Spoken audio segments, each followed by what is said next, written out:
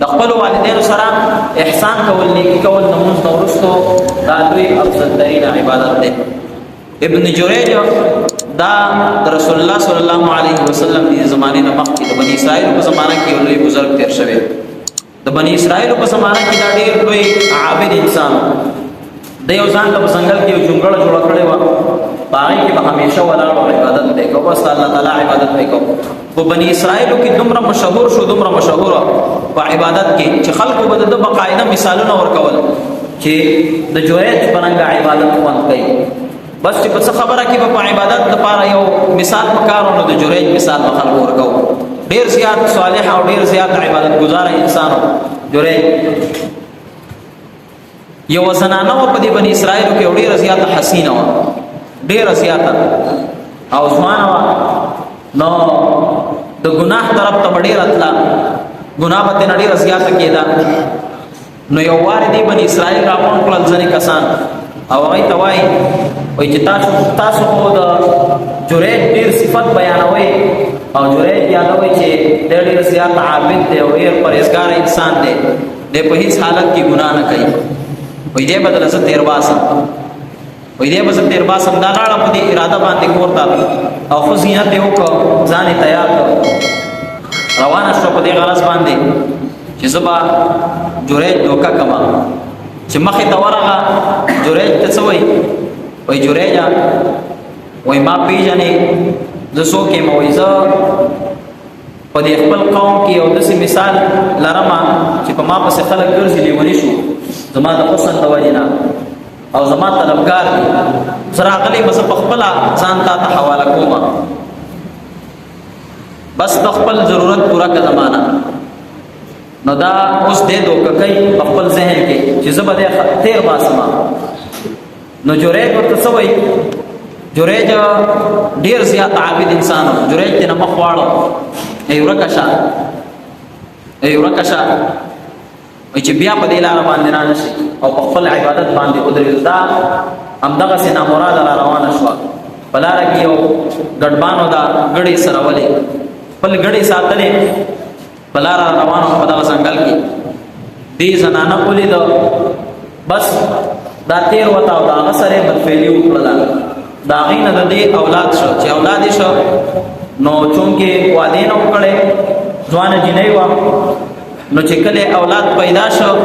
نو بني اسرائیل ورپسې راولګېدل خلک چې دا خو دا بچی د کومه راغو، ظاهره خبره ده دا نه تېروتنه شوې.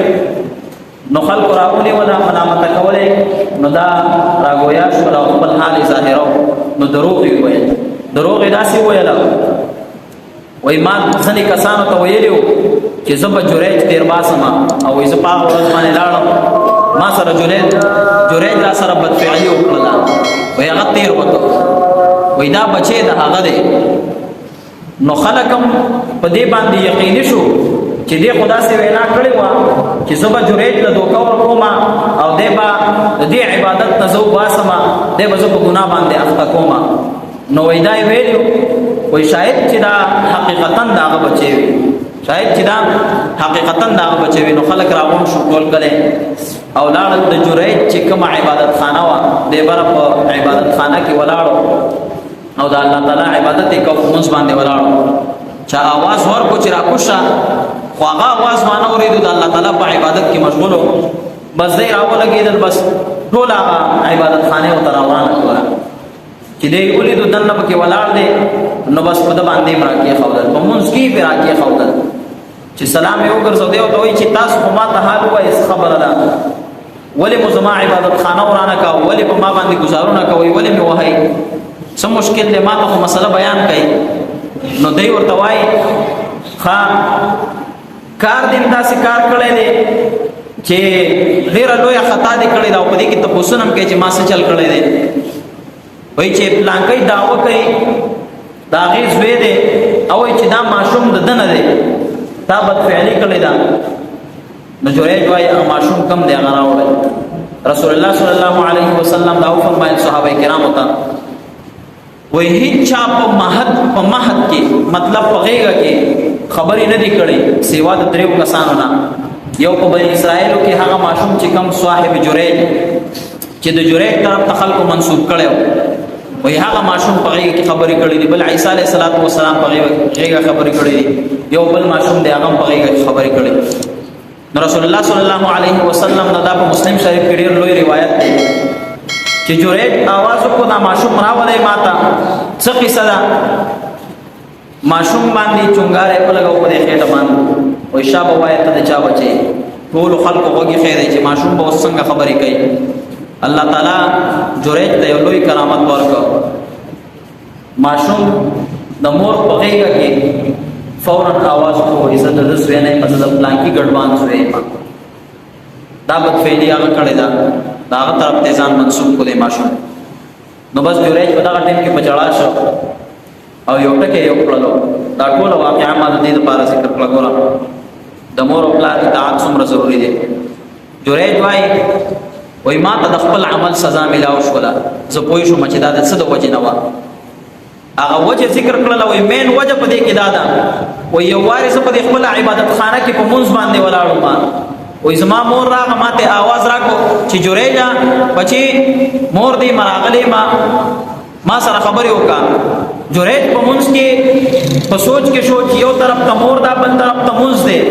اوس مونځ مات کوم مور ته جواب ورکوم کنه مونځ پوره کوم د مونځ نه بعد به بیا د مور خواته لاړ شم بیا به سره خبرې وکړم نو پزله کې دا فیصله کړې پزله کې مې وای دا فیصله وکړه چې زه به مونځ پوره کوم سلام به وکړم بیا به د مور خواته ورشم بیا به خبرې وکړم جریج وای یو ورځ راغه همدغه معامله را سره وشوه په دویم ورځ باندې بیا راغه بیا په مونځ ولاړم بیا یې आवाज وکړ بیا اتفاقا په مونځ ولاړم بیا مې جواب ورنکو بیا مې ویل سلام به وکړم بیا به لاړ شم په دریم ورځ باندې بیا نو چې په دریم ورځ مې جواب ورنکو نو مور راته دغه ځینه خیره وکړي وای زه بچي وای خدای دې مرګ د هغې وخته پورې نه درکوي تر څو چې دې د زیناکارې ښځې مخ نه وي لیدلی دی دومره پرهیزګاره انسان چې د خپلې عبادت خانې نه په بهر ته نه راوتو الله تعالی به ټول ضرورت ته پوره کول وای مور راته خیره وکړي په دغه ورځ باندې وای نن چې زه د دې زیناکارې جنۍ دا مخ وینم دا مغه د مور هغه خیره او هغه په دعا ده چې ما ته مور باغ ځای کې ویل چې زه جوړېږم الله دې له مرګ تر هغه وخت پورې نه راولي چې تر څو پورې د یو زیناکار ښځې مخ دې نه لیدلې دا نن چې ما باندې کم داغ دی لګولو او کم طرف ته اشاره کوله نو دا صرف صدا مور په دعا واله ما عزتمند د مور او پلار دې لوی مقام